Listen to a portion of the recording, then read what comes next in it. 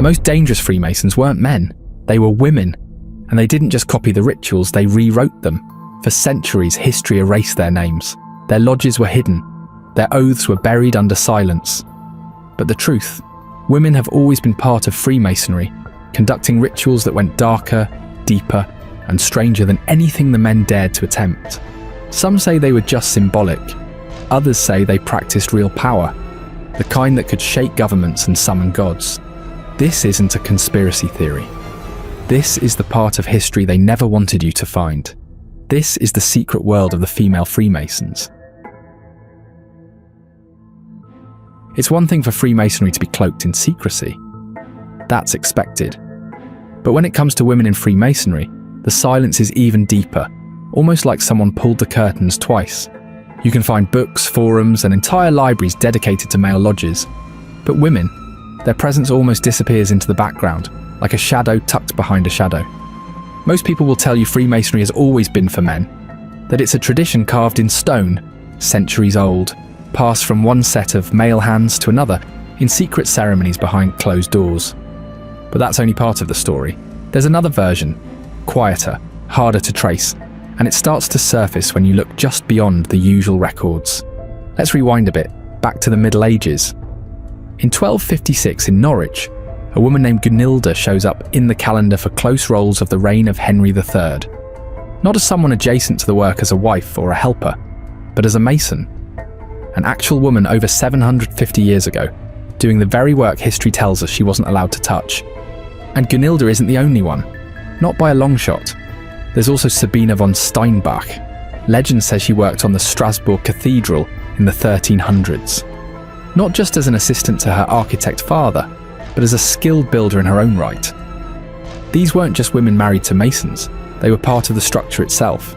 And that's important because by the late 1500s and early 1600s, when Freemasonry began to crystallize into the formal institution we recognize today, the place of women kind of just vanished.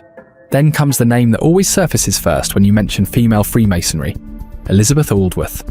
Around 1712 in County Cork, Ireland, she's said to have accidentally witnessed a Masonic meeting at her father's house. A woman, hidden in the shadows watching the men. That wasn't supposed to happen. But once it did, the lodge had a problem. Secrecy had been breached. The solution had to be to initiate her, bind her to the same oaths, and make her one of them or kill her. The father didn't allow that, so they went with the first option. She didn't hide that she was a Mason after her initiation. Quite the opposite. Elizabeth Aldworth went out in public wearing full Masonic regalia. She's even said to have had a Masonic funeral. There's even a portrait of her hanging in the Grand Lodge in Dublin. Some historians quibble over the details, whether she was formally recognised or not, whether her initiation followed all the right steps. But the consensus holds steady. She was made a Mason. Edward Conder wrote about her in 1894. He noted how fiercely she protected the craft's secrets. She wouldn't talk about it, even to her closest friends. But who knows if that silence wasn't just about loyalty? Maybe it was something else. Maybe she'd seen too much. Something in the craft that crossed a line even she couldn't name out loud. And if female Freemasonry wasn't entirely symbolic, if it carried even a fraction of what older, deeper women-led cults once practiced, then silence might have been the only real option, especially if the legitimacy of her Masonic title could vanish the moment she said too much. While over in France, something different about Freemasonry was brewing. By the early 1700s, just 5 years after Freemasonry officially landed in Paris, a strange new branch of it appeared, open to women. They called them lodges of adoption. It came from the fact that male lodges had to formally adopt or sponsor these women's lodges in order for them to operate. Almost like they were being allowed in through a side door, but only if a man held it open. Still, these weren't just token clubs or decorative additions. They had rituals, degrees, titles, even oaths. And in some ways, they didn't just mirror the men's system, they reimagined it. In England, Freemasonry mostly drew in the middle class. But in France, it appealed to both merchants and nobility, and it was in those elite circles that women's lodges took root. Wealthy families, aristocrats, wives and daughters of prominent Freemasons all participating in their own version of the craft. Quietly at first, then more boldly. By 1743, a group called the Order of Felicity was performing ceremonies where women would take part in symbolic sea voyages, steered by their Masonic brothers. These early lodges came up with degrees of their own: female apprentice, craftswoman, mistress, perfect masoness. Same structure, different vocabulary. And the rituals, they weren't just lifted from the men, they were tailored, sometimes rewritten. In 1774, the country's leading Masonic body, the Grand Orient de France, gave adoptive masonry its stamp of approval. That wasn't just a polite nod, it was a signal, a green light. Whatever had been happening behind closed doors before, whatever murky, half-sanctioned processions had gone unspoken, they were now making space for women to be part of it. It was standardised into 4 degrees at first, then it eventually expanded to 10, and here's something even more unusual. While men were still required to be present for formal ceremonies, some women led them, and some lodges initiated both men and women. In a few rare places, the sisters were steering the whole thing. This was monumental, especially in the 1700s, which was during the French Revolution. Right after that, these women weren't just holding meetings in the corners of men's halls anymore. They began buying their own buildings and managing their own treasuries. They didn't just share space with Freemasonry, they carved out their own. Whatever strange currents had always flowed through Freemasonry, the women were now steering them. Not just participating, but owning the process. If there was any lingering occult influence, any old ritualistic power being passed hand to hand, well, now the sisters had their hands on it too. And they weren't asking permission. So basically, women were part of it, which begs to question what happened. How did women rise to that, to becoming something whispered in the shadows?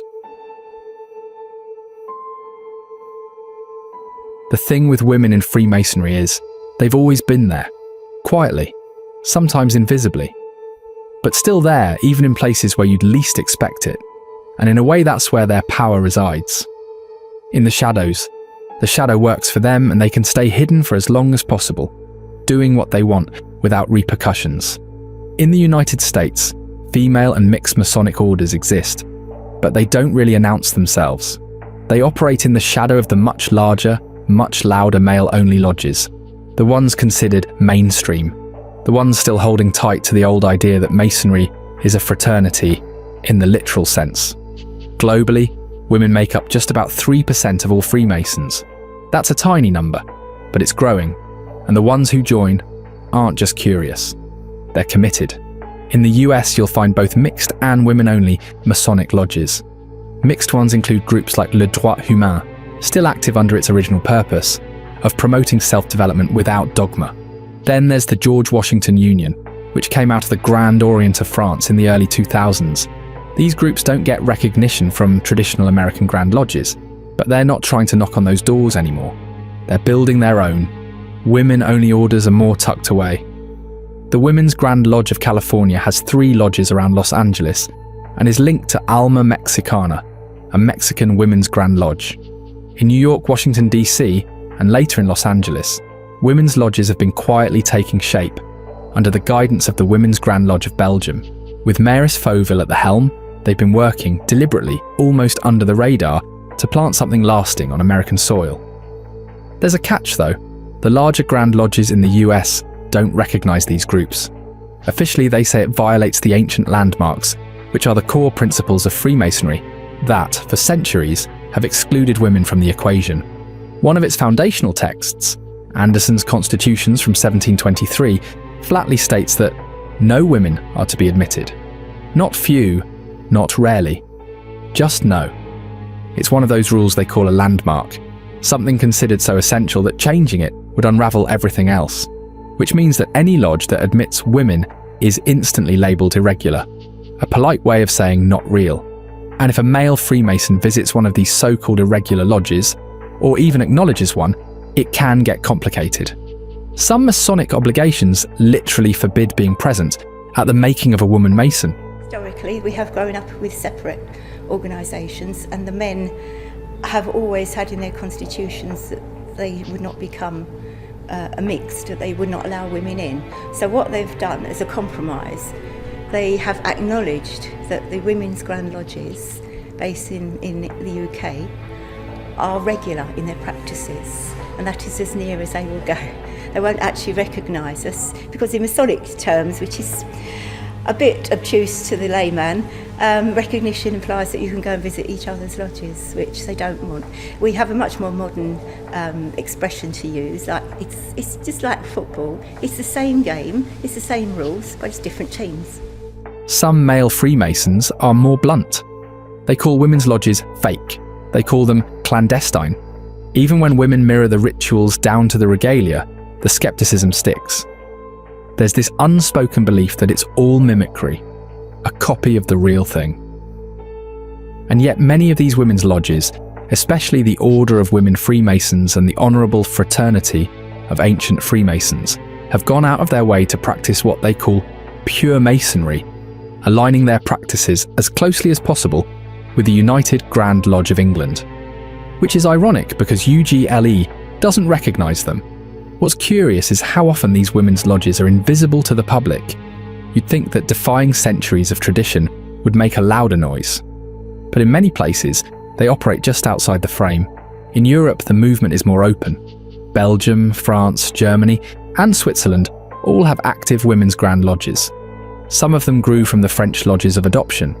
Others formed their own paths. In Germany, what started as a working circle for women in post-war Berlin has turned into a network of nearly 30 lodges. These aren't experimental, they're established. The British orders, the OWF, and the HFAF have gone global. They've set up lodges in Canada, South Africa, Australia, Zimbabwe, and Spain. Some have even helped consecrate entire national grand lodges for women in places like Turkey, Denmark, and Luxembourg. There's this quiet map forming. Not underground, not exactly hidden, but rarely acknowledged by the traditional Masonic world. Cities with female-led lodges, operating on their own terms, under their own banners. Some are affiliated, some are rogue, some, well, nobody's quite sure. And because there is no sort of accountability, that is when many autonomous ritual groups, all with internal secrecy and global reach, are left to evolve without accountability, to make things up as they please. And once they start doing that, that's usually when strange things start to happen. Let's start with the initiation. We have a chamber of reflection we've been using in our lodge for a number of years.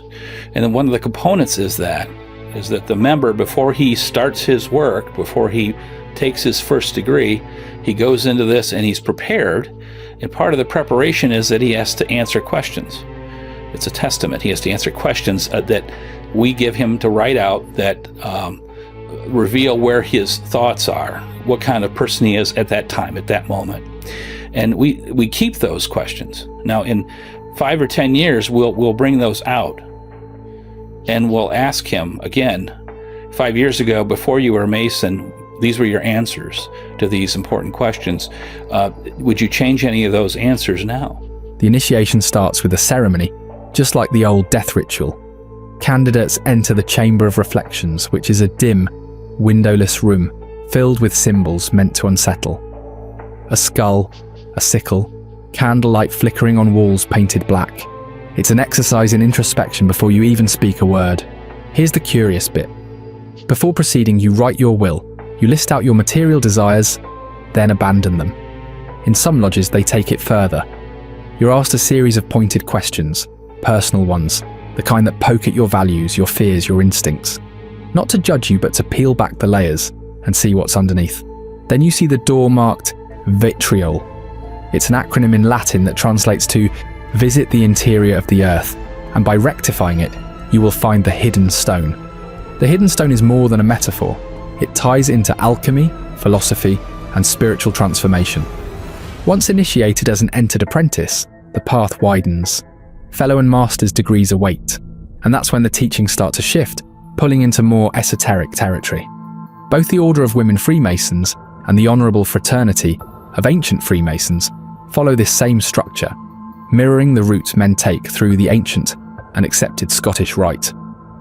But as you climb, things begin to take a stranger turn, and here's where it gets unsettling. A former member lays out what happens behind those closed doors. It's 4 minutes long, so bear with me. You can pause the video to stretch or pee or reply to a message, and then come back when you are ready, because this person gives information that a lot of people have killed to keep hidden. I used to be a Freemason. And a lot of Freemasons have said that the best day of their life was the day they became a Freemason, the day they were called brother. Well, I thought I'd describe this day, give you a little detail. Let's talk about it. So first, you're invited into the lodge, and they bring you into a special room where you're asked to put on some special clothing. Mine were about 50-year-old kind of pajamas, almost like medical scrubs. So they prepare you. So in preparation for this, you put on those clothing. Your left breast is exposed. Your one leg is actually exposed. You have one shoe on. And right before they bring you into the main Masonic area, the lodge room, they put a blindfold on you. Then they put a noose around your neck. And yeah, you should be a little freaked out, but you're like, well, these are good Christian men. They should be able to, it's going to be okay. So then when you open up the door, you're let in, and a dagger pokes you in that naked left breast. And you're warned that the pain that you felt when the dagger touched your left breast was to remind you of the pain that would happen to you if you revealed anything you saw in this room. Once again, these are good Christian guys doing this. Yeah. So then you're walked around the lodge, and they go through a bunch of like a ritual prayer from the Old Testament, by the way, no New Testament. And then you're presented at the altar. That altar's right behind me here in this picture, where you basically are introduced to the lodge, and you then give your Freemason oath, or obligation. So the first part of the obligation seems pretty normal. It says, "In my own free will and accord, in the presence of God, in this worshipful lodge, erected to Him and dedicated to the Holy Saints John, I do hereby solemnly and sincerely promise and swear that I will always hail, ever conceal, and never reveal any parts of Freemasonry." Then, at the end, you bind yourself under an obligation, so you swear an oath, obligating yourself under no less a penalty than having your throat cut across, the Freemasons ripping your tongue out by its roots, and your body buried in the rough sands of the sea, where the tide ebbs and flows twice in 24 hours. That you steadfastly and sincerely promise and swear in the name of God. Now, I was kind of lost back then. And, I thought, all these guys are good Christian guys. No harm's going to be done to me. And, I'm standing here right now. No harm's done to me. But, this is not what normal people do, period. Good Christian men don't threaten men with cutting their tongues out. They don't put nooses around people's necks. Nothing good happens blindfolded. And, if you're a Christian, you should be a light on a hill, not being hidden under a web of secrecy. So that's basically that first experience of a Masonic Lodge. And to this day, I can't tell you why I came back and became a fellow craft. But I was just brainwashed into believing, this is just symbolic. It's a ritual. You're going to learn more. Don't worry about it. We're good guys. Well, good guys don't do that to good guys. Now, no one's saying the same exact language appears in female lodges, but if women are walking the same path, through the same degrees in the same ritual structures, well, you start to wonder what else might carry over. And not only that, but during initiation ceremonies you might hear mention of nooses or a so-called death sentence for rule breakers, which, though most people would say it's nothing, others swear by it that they mean it. Breaking your oath is akin to dying. Either your career dies or you die. And then there's the part about religion. The male Freemasons said to be carrying out these eerie rituals identify as devout Christians, which is just ironic, because Christianity is anything but secret. With women, it gets even more pronounced. Belief is front and center. Not in a specific religion, not in dogma, but in a supreme being. You might hear the term great architect of the universe whispered within those temple walls. Not Christian, not Muslim, not Hindu. Just higher. And that belief isn't optional. It's a non-negotiable entry point. During ceremonies, when the moment comes to take an oath, the candidate is asked to swear upon a sacred text. But here's the catch.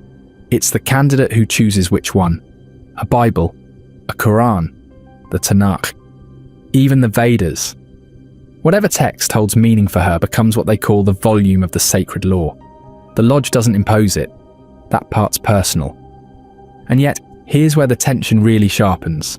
Because just like the men, those devout Christian men swearing loyalty to both church and lodge, while enacting rites that speak of blood and silence, the women are expected to hold on to both worlds too. Prayer in one hand, ritual blade in the other. It's a strange duality. If the men bound by faith are believed to go that far, what's to say the women haven't followed them just as far? Or further? The robes may differ, the voices may change, but the oath still stays the same. Now you might think just because they are women, their version would be watered down. At least that's what I thought. But, boy oh boy was I wrong. As if fate were giving me answers to my question, I stumbled across something that cracked the whole thing open even further. I wasn't expecting to hear the name Altian Childs again. Last I remembered, he won Australia's X Factor in 2010, then mostly disappeared. So when I discovered a 5-hour video he uploaded in 2021, framed like a confession, I got curious. In it, Altian claims he used to be a Freemason. According to him, this wasn't some old boys' social club. He calls it organized Satanism. He says he broke his Masonic vows, walked away, and now fears for his life and his family's safety. All because he's exposing the oldest religion in the world. There's a moment in the video where he describes driving on a winding road, just after deciding to turn his back on the order. He says a whisper warned him of what would have been a fatal car crash. That whisper became the turning point for him. Since then, he's dedicated himself to exposing what he believes is hiding in plain sight. And here's where things start to spiral. Altian claims nearly every powerful figure on Earth belongs to this secret religion. Presidents, tech CEOs, actors, musicians, they're all supposedly in on it. But it's not just about influence. He says the real goal is population control, a Luciferian New World Order. According to him, membership isn't just helpful, it's required if you want to make it big. And here's where female Freemasonry shows up. Very much present, very much part of what he sees as the machinery behind it all. He then singles out the Order of the Eastern Star, a famous subsect of the Freemasons. Altian claims their emblem is a direct copy of the symbols used by the Church of Lucifer and the Church of Satan. Not just similar, he insists it's the same. To him, that's no coincidence. He believes Freemasonry nurtured these belief systems into global power, with the Eastern Star women serving just as significant a role as their male counterparts. There's a section where he breaks down common symbols. The one eye pose in celebrity photos, the hidden hand that OK sign people make, but with 3 fingers curled to mimic the number 666. You've probably seen these gestures in fashion shoots or on red carpets without thinking twice, but Altian sees them as signs of allegiance. He even called out the names of members: Adele, Keisha, Avril Lavigne, Cardi B, Madonna, Britney Spears. All are allegedly members of this hidden society, or at the very least participants in what he views as satanic ritual through symbolic performance. He dissects their music videos, their stage costumes, their Instagram posts, pointing out every triangle, every eye, every deliberate hand gesture. It was an eventful 5-hour video, and I will share the link to the video in the description below for you to watch.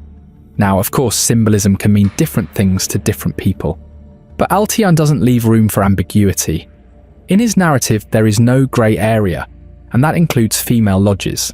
The Order of the Eastern Star, in his view, is just as embedded in this system as any male Grand Lodge, possibly more so. since their involvement is often overlooked. That's what made me pause. Why is female Freemasonry almost never discussed in mainstream exposés? It's always the men in dark suits, never the women in white gowns, probably because they love being in the shadows. Then he brings up the popular Russian writer, Helena Blavatsky. She's a known occultist, sure, but Altian calls her a Freemason too, and a witch. He says she had Masonic letterhead and ran a magazine literally called Lucifer. There's a quote he highlights, "Satan is the god of our planet." British-American writer Alice Bailey also comes up. She was the founder of the Lucis Trust, which used to be called Lucifer Publishing. Altian claims she was a Freemason as well. He says she honoured Lucifer and saw him as a misunderstood figure, one who made a cosmic sacrifice for human enlightenment. Even names like Hillary Clinton and Queen Elizabeth are included in this secret world of female Freemasons. The theory is that if Bill Clinton was a Mason, wouldn't Hillary be too? That's the thinking. She's believed to be a part of the Order of the Eastern Star in particular, the same order that Altian warned about. The clear link is that Bill Clinton was once part of Demolay, a Masonic youth group, and from there, the rumours start to snowball. The idea that if Bill had even one foot in the door, Hillary must have followed. While nothing official links Hillary Clinton to the Order of the Eastern Star or any Masonic body, there are no statements confirming or denying, just silence. And in conspiracy circles, silence can be louder than a confession. Then there was Whoopi Goldberg. She appeared on an episode of The View wearing a sweater. But not just any sweater. This sweater had the emblem of Prince Hall Freemasonry stitched across the chest. That's a historically black branch of the craft. The backlash was immediate. The next day she apologised, saying she bought it online and didn't know what it meant, that she still didn't understand why it made people upset. Which of course only added fuel, because how do you not notice a symbol like that? And what about Queen Elizabeth? There are sources, some more fringe than others, that claim she was initiated into international co-Freemasonry in 1961. That she was even a Grand Master. No fanfare, no headlines, just tucked away like a forgotten footnote. Strange, right? The most public women in the world sitting quietly in the shadows of a secret society. Or maybe just close enough to keep us guessing. Whether you believe Altian or not, one thing is clear. Altian isn't uncertain. And that's what makes his message land with people. And all throughout, he points out that women aren't just bystanders, or pushed down like we thought. They're in the rituals, on the podium, in the photos. They are everywhere, and it's almost never questioned. Almost like we collectively forgot to even look there. It's easy to dismiss all this as fringe paranoia. Secret symbols, coded hand signs, celebrities flashing occult gestures. It sounds like tabloid fuel. But then you hit the historical record, and things shift. The church, for example, wasn't laughing. Back in 1738, Pope Clement XII issued a full-blown condemnation of Freemasonry. Not a mild one either. He warned that these Masonic lodges were binding men of all faiths through intense oaths.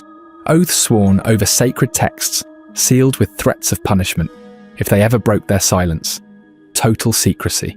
No exceptions. And that's what unnerved the church the most. Which is why when people say the threat means nothing, like I pointed out earlier, they couldn't be more wrong. Pope Clement's argument was blunt. If there was nothing shady going on inside those lodges, why all the secrecy? Why operate in the dark and openly hate the light? But the part that really rattled the Vatican was the theology, or the lack of it. Freemasonry's core morality didn't lean on divine revelation. It wasn't Christian. It wasn't even religious in the traditional sense. It came from something else entirely. Nature. Reason. That's it. This naturalistic morality, as the church called it, allowed people to define ethics without ever referencing God. And that was dangerous because it meant the lodges could build their own spiritual system from scratch. I know you might say what's wrong with it. The thing is, without any strong foundation to build upon, it's easy for it to be easily corrupted. Even the Christianity we practice today had a strong foundation in Judaism, so it was already standing on something established, and then grew from there. The Masons even had a title for their god, the Grand Architect of the Universe. No face, no name, no doctrine. Just a vague, all-purpose, higher power. Members could swear loyalty to any holy book, the Bible, the Quran, or whatever they believed in. Every faith treated equally, every path accepted. On paper it sounds nice and great, but history has shown us again and again, especially through communism, that what sounds good on paper can be horrible in reality. And this association freaked the church out. Big time. To them, this wasn't just a club. It was a counterfeit religion. One that built its own rituals, held its own ceremonies, and promised its own version of spiritual reward. And it wasn't just the men. Female Freemasons followed similar scripts. Same symbolism, same borrowed holiness. They were conducting parallel ceremonies with pentagram-shaped altars and colour-coded robes, while still calling it light work. Pope Leo XIII took it a step further. He called Freemasonry a sect, one that was just as dangerous to Christianity as it was to the state. And he wasn't guessing, he was pointing at how embedded these lodges had become in public life. It starts to make more sense once you realise this didn't come out of nowhere. If the church saw Freemasonry, including female Freemasonry, as a spiritual competitor, something covered in secrecy, with its own rituals and morality, it's because, well, they've seen this pattern before. And not just in the abstract, all through history, women have been organising themselves into secret groups, hidden societies and quiet networks. Some were rebellious, some mystical, and some, honestly, get very weird. Take the Dionysian mysteries in ancient Rome. A cult devoted to Dionysus, the god of wine, ritual madness, fertility, and a few other things people tend to avoid talking about out loud. The thing is, this wasn't some metaphorical worship. This was physical. Initiation rituals involve maenads, which are women dressed like hunters, swords in hand, animal sacrifice, intoxication, and music that drove them into trance states. There's literally a fresco from Pompeii showing a young girl going through one of these ceremonies, surrounded by this strange, ritualistic choreography of death and rebirth.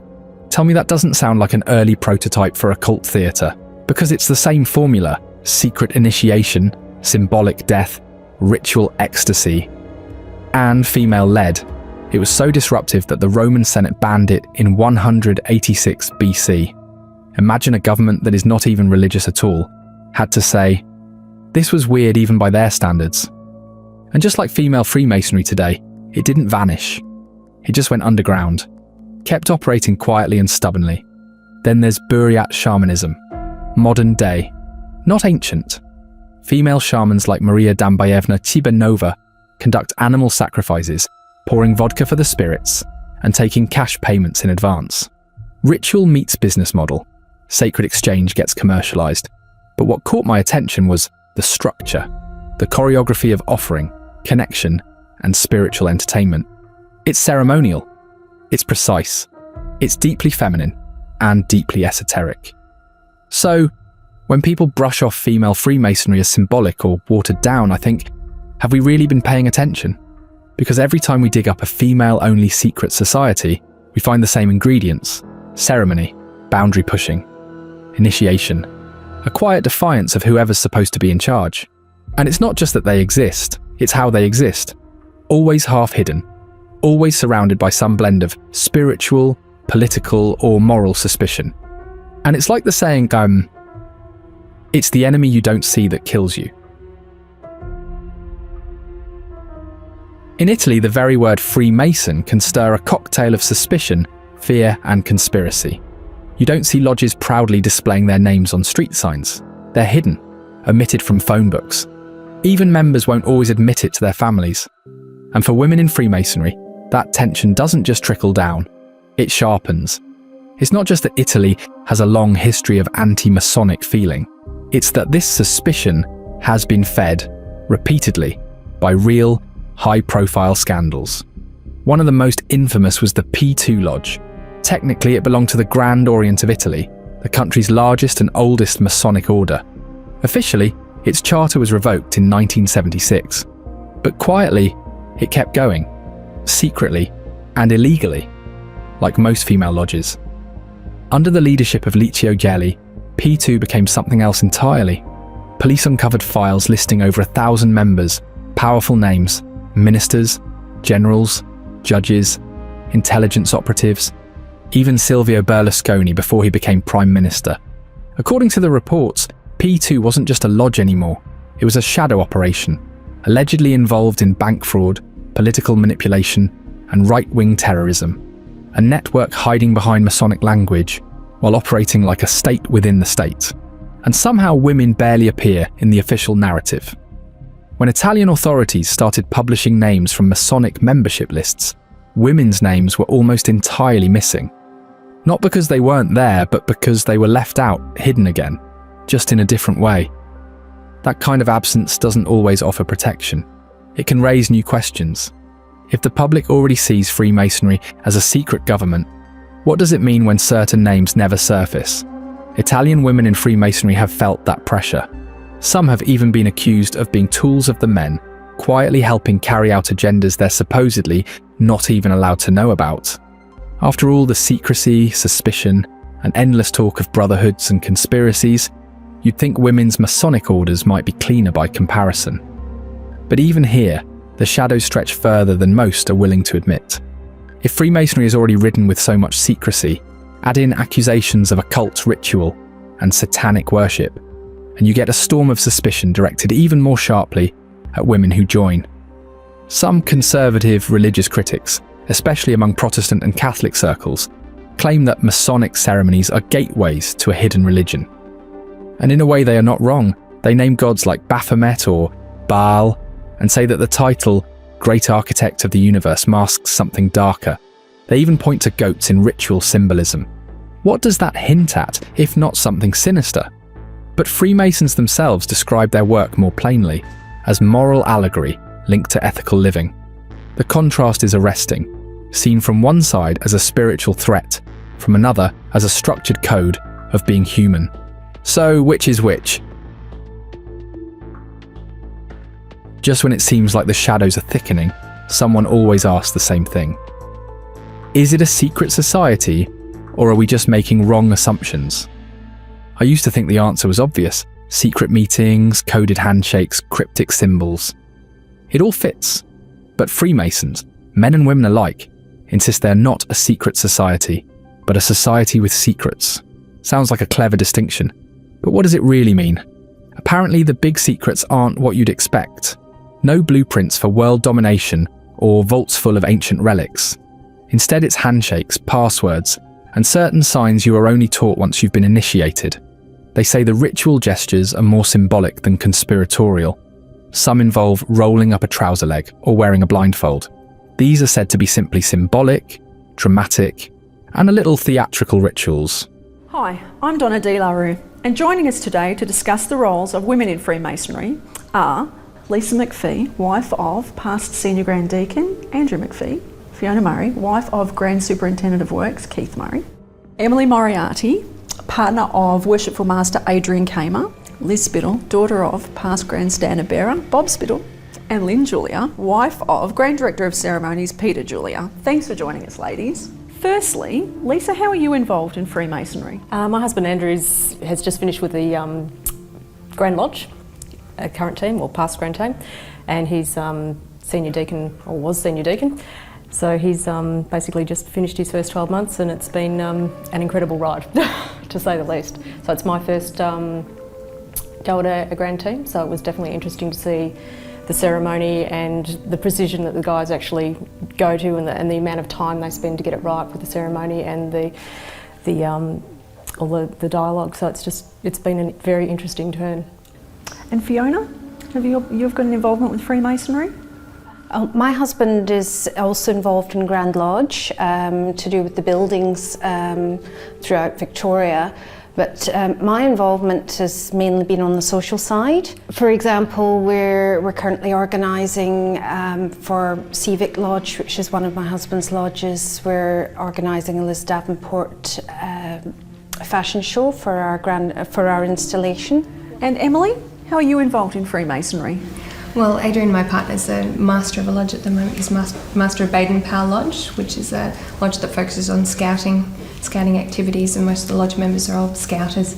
And because he's the master at the moment, I'm on the social committee and help organise the social functions that go on outside and around the lodge itself. So that's wonderful, thank you. And Liz, your involvement with Freemasonry? I'm involved through my dad, who was a member of the Grand craft team in 2009-10 when he was a steward for that team, and more so the social side for both of those, and still attend some of the Grand Craft Lodge functions for grand installations and things like that. And Lynn, your involvement with Freemasonry? Well, my husband's been in the lodge for 40 years, so over that time I've been involved quite a bit with socially and supporting him throughout that time.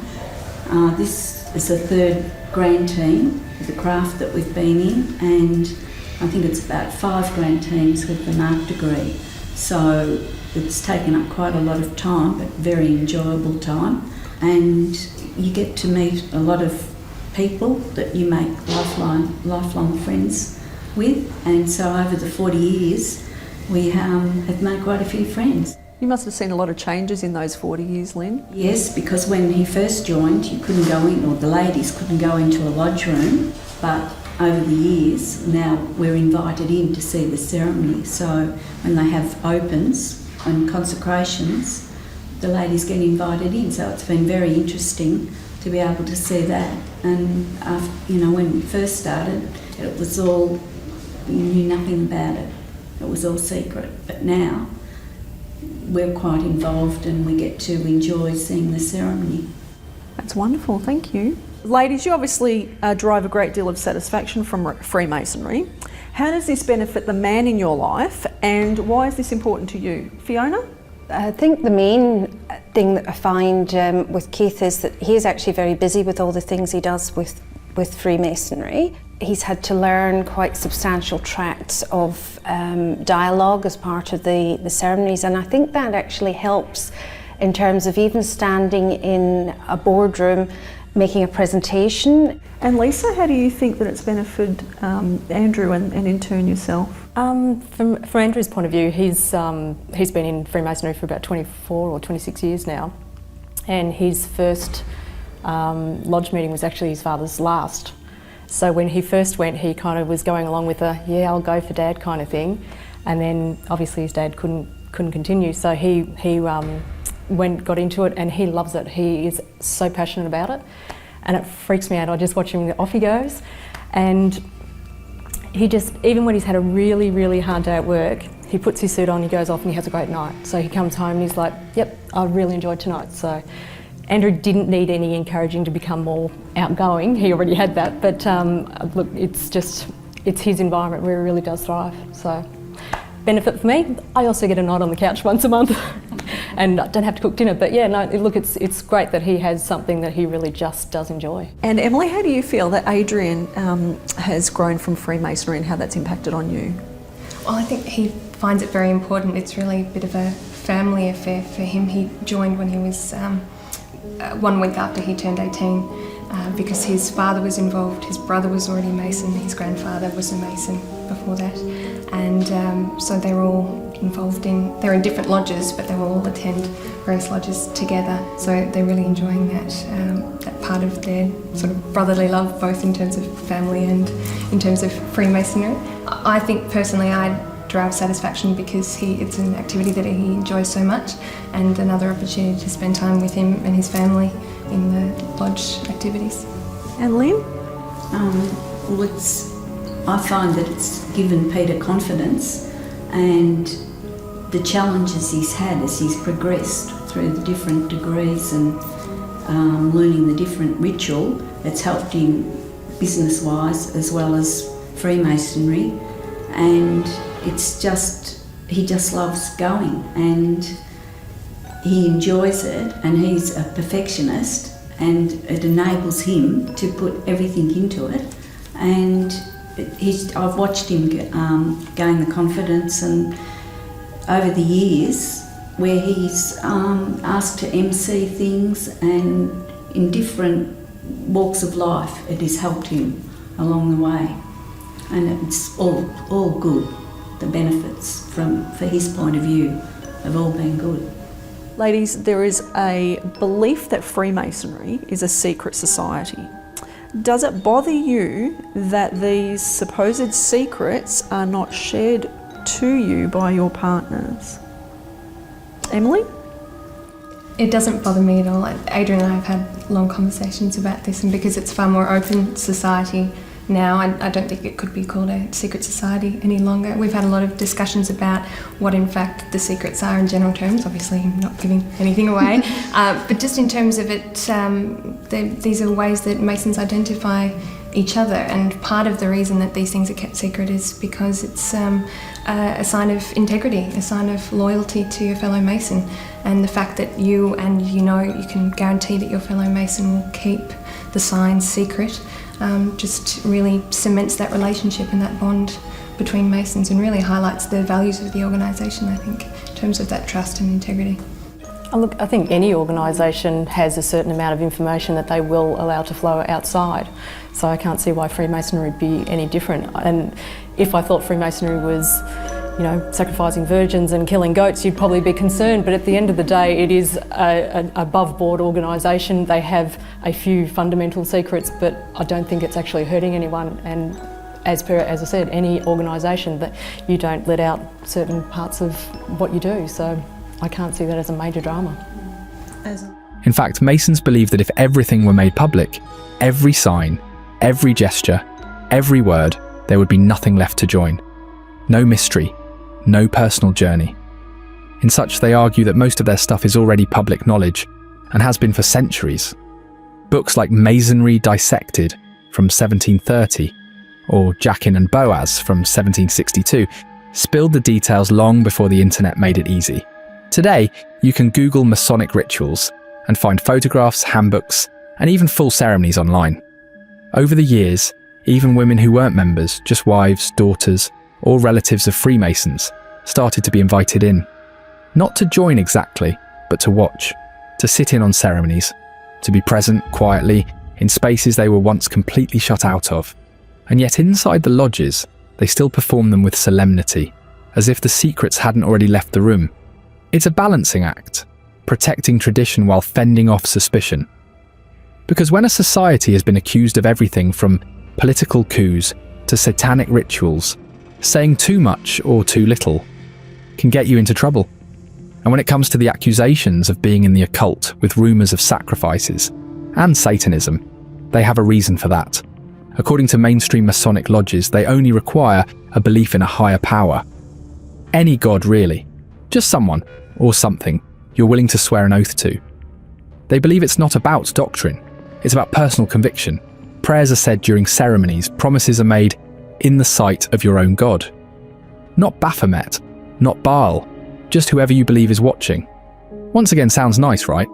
But by that logic, if someone believes in Lucifer, especially someone with the power to make changes like a Grand Master, then doesn't that mean the conspiracy theories are true? Because if you stand for nothing, you fall for everything. And in a cult where everything is allowed, then that means everything, including Satanism and cultish behaviour, is also allowed. Which means Freemasons, be it male or female, isn't as innocent as they claim to be.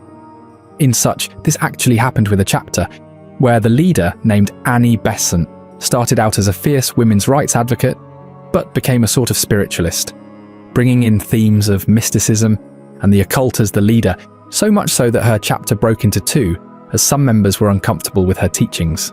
So, in a way, even without them realising it, all that they said to disprove the accusations weirdly proves that something was there, whether it is satanic or as a form of control, like what happened in Italy that I mentioned earlier. Freemasons, both women and men, are not clean. Where there is smoke, there tends to be a hot fire burning somewhere, and the Freemason society is certainly burning. And for people still insisting that women Freemasons aren't the real deal, here's the part that doesn't quite add up. Women have been showing up in Masonic history for centuries, not in the margins. At the centre. Elizabeth Aldworth in the 1700s, Maria de Ramis in the 1880s, Annie Besant in the early 1900s. These weren't guests at the door, they were building the structure from the inside. The idea that their work is somehow fake comes from one narrow interpretation, mostly Anglo-American, strictly traditional, and very firm on the rule that no woman can be initiated. But that definition isn't universal. Across Europe and even in parts of the US, female and mixed lodges are recognised and respected.